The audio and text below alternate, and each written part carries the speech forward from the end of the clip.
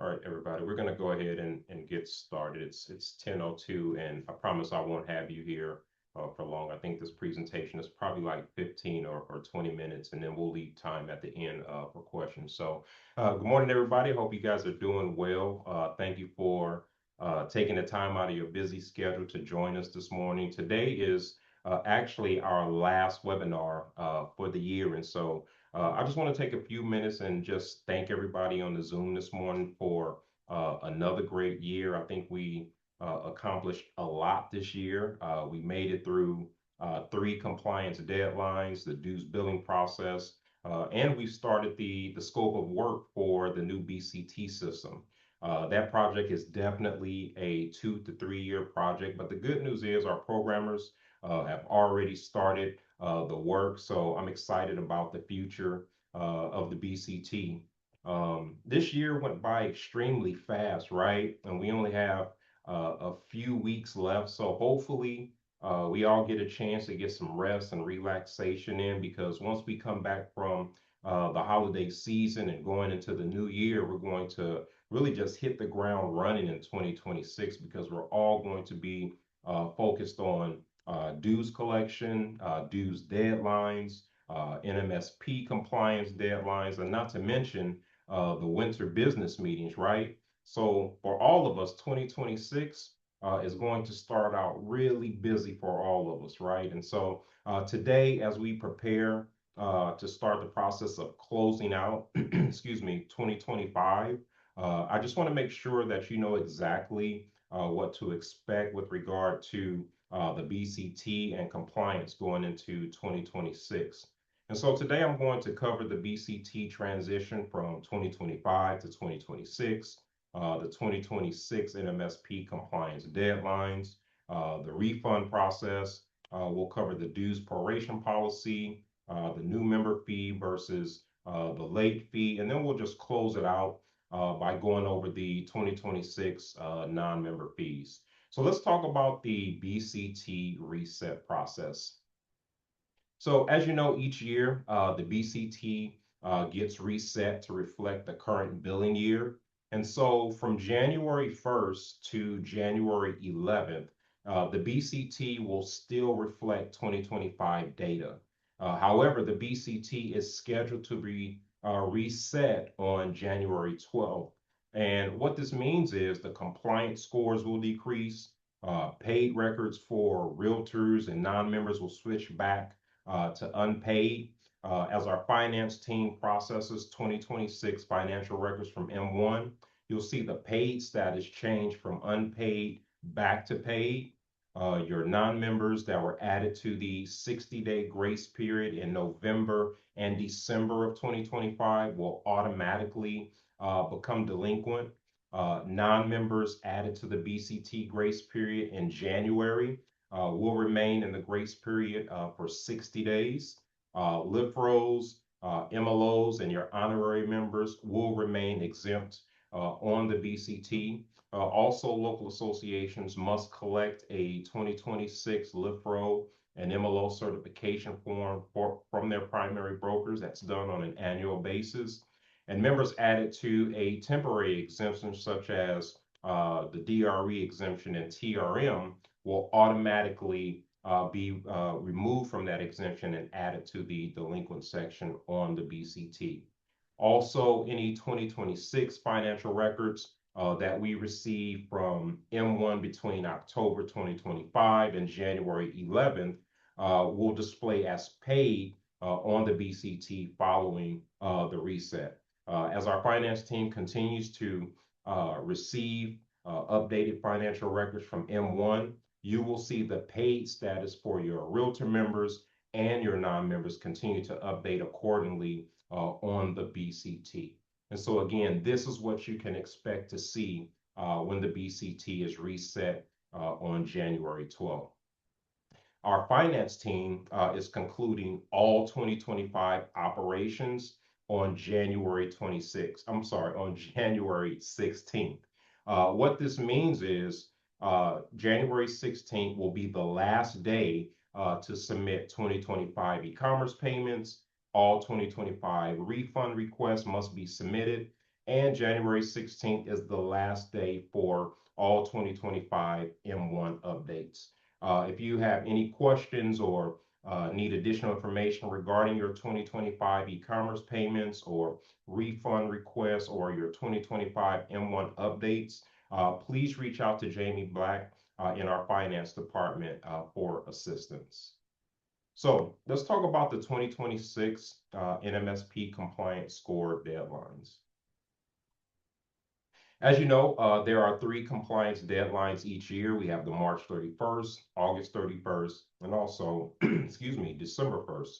Since the inception of these deadlines, the schedule has remained the same. However, during the fall business meetings, our request to change the March 31st deadline to April 30th going forward was approved. And so this adjustment is really just intended to help alleviate some of the pressure associated with meeting multiple deadlines simultaneously at the beginning of each year. Now, keep in mind, this change means you will now be focused on non-members in the grace period that are scheduled to be delinquent in April. But hopefully, the change gives you additional time to get these records resolved. You will also notice that the December deadline has been pushed to December 4th. We pushed the deadline date to the 4th because the Thanksgiving holiday falls on November 26th next year. And so we just wanted to be fair and give the association some additional time to reach compliance. Now, we will continue to do what we did this year, which is to try and have all associations compliant before the Thanksgiving holiday so that we can all just enjoy that time off without having to come back and focus on a deadline. And so I do want to congratulate all of you for meeting the compliance objective this year before the Thanksgiving holiday.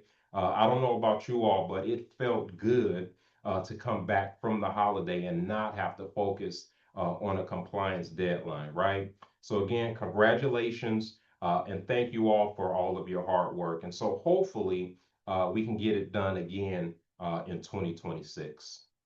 So let's talk about the refund process. As you know, C.A.R. dues are non-refundable. However, there are times where a member qualifies for a refund. In those instances, the association is responsible for initiating the refund. So the first step in the process is for the association to submit the refund request online. I've included the link to the page where you can actually go and fill out the form to request your refund online. And then step number 2, you just want to upload or manually add a negative financial record to M1 to offset the original payment record. And then step number 3, once the negative record has been added to M1, then our finance team will expedite the member's refund. And so all refunds are managed through our finance department. So if you have not received a response, or if you received a response, but there's still a delay in receiving the refund, please send an email to accounting@car.org and CC me and Sandra so that we're kept in the loop to ensure that the refund is submitted. All right, so let's talk about the dues proration policy. The dues proration policy was set up to benefit brand new members and not renewing members. And so the first thing we need to do is determine who is a new member, right?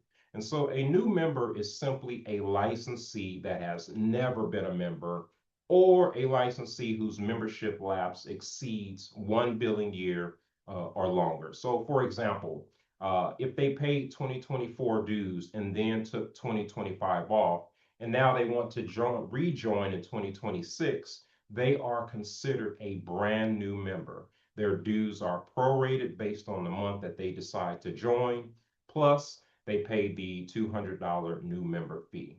A renewing member is someone that paid dues in the previous billing cycle. So for example, a member that paid dues in 2024 is considered a renewing member in 2025. This means if they decide to renew their membership for 2025 in December, they will still pay the full year dues for 2025 plus a $50 late fee. So let's discuss the new member fee versus the late fee a little further. So the $200 new member fee, again, is only intended to benefit a brand new member or a member who has a lapse in membership exceeding 1 year. The $50 late fee is only for renewing members that renew their membership on or after March 1st. Also, keep in mind, C.A.R. will not waive the $50 late fee for members that renew after, on or before March 1st, or after March 1st, I'm sorry. All right, so let's talk about the 2026 non-member fees. So as you know, the C.A.R. dues increased for 2026, which means the C.A.R. non-member fee increased as well. So for 2026, the C.A.R. non-member fee is $342, and the N.A.R. non-member fee is $156. Again, non-member fees are not prorated, and local associations are not required to collect a new member fee or $50 late fee for the non-member assessment. And that concludes my session. And so now I will take your questions. Let me just unshare. All right, there we go. All right, do we have any questions?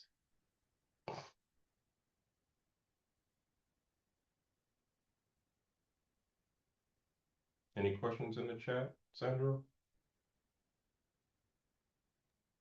They're asking if they can get the slides afterwards. Yes, we'll go ahead and send it to everyone along with the recording from today as well. Yes, absolutely. What type of member would be a non-member? So a non-member is anyone that's hanging their license with a realtor broker who chooses not to be a member. And at that point, the broker is assessed a non-member fee. Can you confirm whether voluntary contributions are refunded to the member or the local association? Oh, that's a great question. You know what? I will follow up with is anyone from our finance team? No. They didn't join us today? Okay. I will get that question answered and we will include it in the communication that we send out to all of the associations. Can we review the BCT reset on 112 slide, please? Is this referring to mid-year terminations? Yep.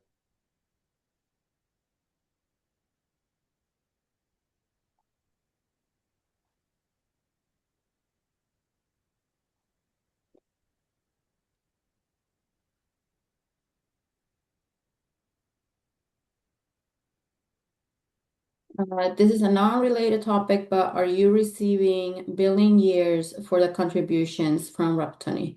There was an issue with the year not showing up. Do you know if it has been resolved? Say that one more time, Sandra. I'm sorry. Are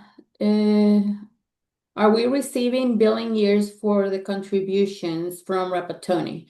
There was an issue with the year not showing up. Do we know if it has been resolved?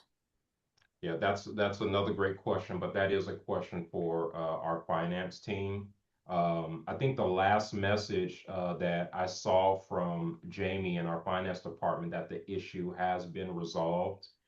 And so I just need to get that confirmed, but I'm pretty sure that issue has been resolved.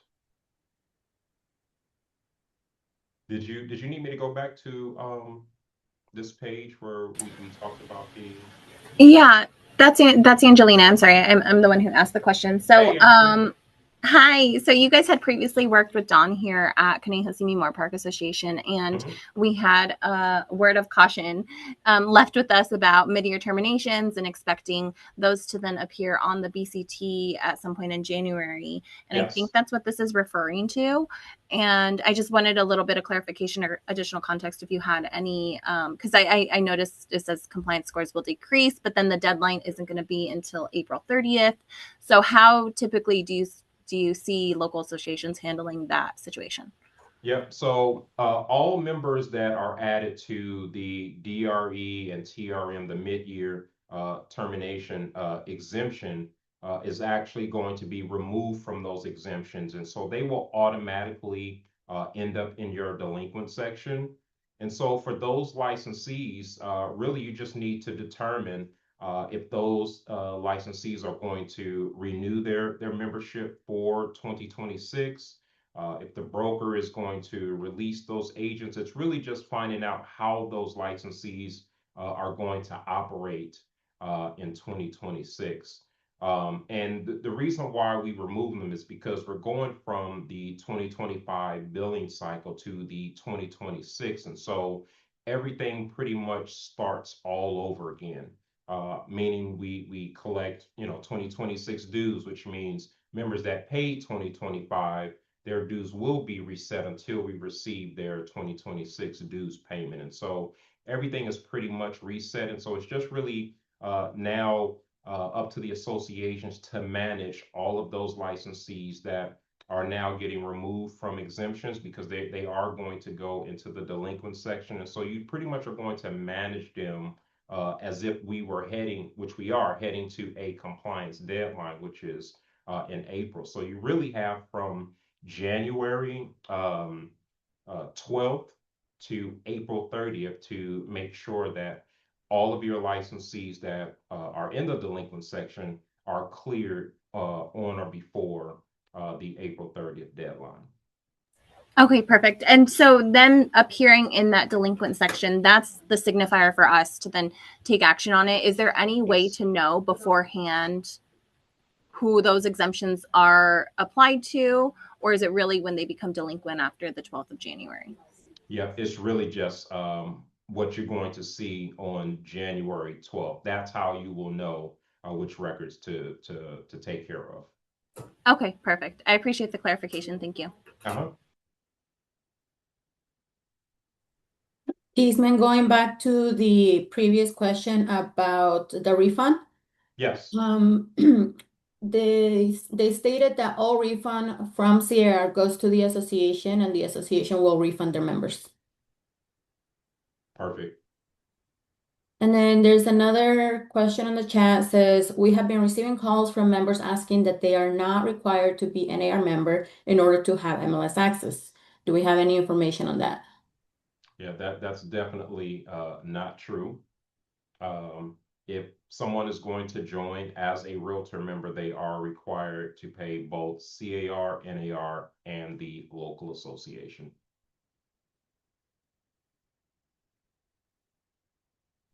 Yeah, Keesman, I think her question is more related to the recent NAR policy change that they Hmm. voted to allow the local discretion, and it's not required to be a realtor anymore to get MLS access. But in California, we've been subject to the Paulson decision since like 1982. So everything stays the same for us. Basically, the trigger is if the agent is signing onto a brokerage and that broker is a member of NAR, then NAR is it triggers all the requirements to pay NAR dues, or they have to pay active non-member dues. So nobody gets out of paying NAR unless they're truly a LIFRO. Yes. Thank you for sharing that, Sharon.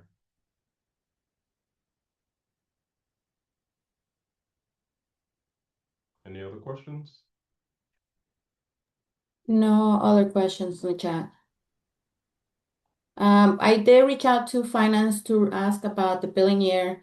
It doesn't seem like it was just Rapatoni. They have been reaching out, sending a lot of emails lately to the associations for missing billing year. Okay. Yeah, so any issues that you have with finance, if there is a discrepancy, they will go ahead and email the association on what's missing, either on M1 record or for their records as well. Did they mention that the issue was resolved with Rapatoni as far as the billing year is concerned? No, they said they're not sure if all of the associations they've been emailing to use just Rapatoni or if it's everyone having the same issue. Okay.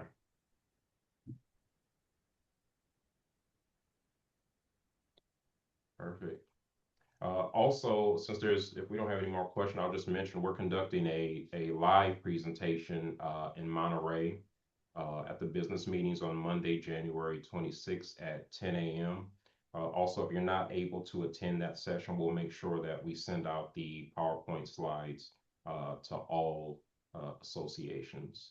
I'm trying to determine if we're going, instead of just sending you PowerPoint slides, maybe we can also do some type of recording so that it all makes sense. And so still trying to figure out how we're going to do that, because I don't want to just send you PowerPoint slides and there's no context to go with that. So still working on that, but you will get the information from the presentation that we do in Monterey. Then also for 2026, we will be sending out a Calendly invite. So if any association wants to have a one-on-one consultation with us, you can just schedule that appointment. It'll be like half an hour. If you need something longer, you can do back to back. But we'll be conducting once a month in case anyone has questions with BCT or wanting to know what the NAR variables dues are, like any explanation on it. We'll be having that link ready for you guys, so you can just schedule any appointment with us. Yes. Thank you, Sandra. Does anyone else have any questions before we go? All right. Well, thank you all for your time. If you have any questions, after we close out this session, please don't hesitate to reach out to us. We are here to assist you. Also, I'm going to be on vacation starting Monday. So I just want to wish everyone a great holiday and a happy new year. I won't be gone the entire year. I'm actually going to be out next week, and then I'll be back the following week for a couple of days. And then from the 1st to the 8th, I'll be out. But Sandra will be out. She's out for 2 weeks, so I'm a little jealous of that. But anyway, I just want to wish everybody a happy holiday and a happy new year. And I hope you have an amazing day, and we will talk to you soon. Bye, everybody.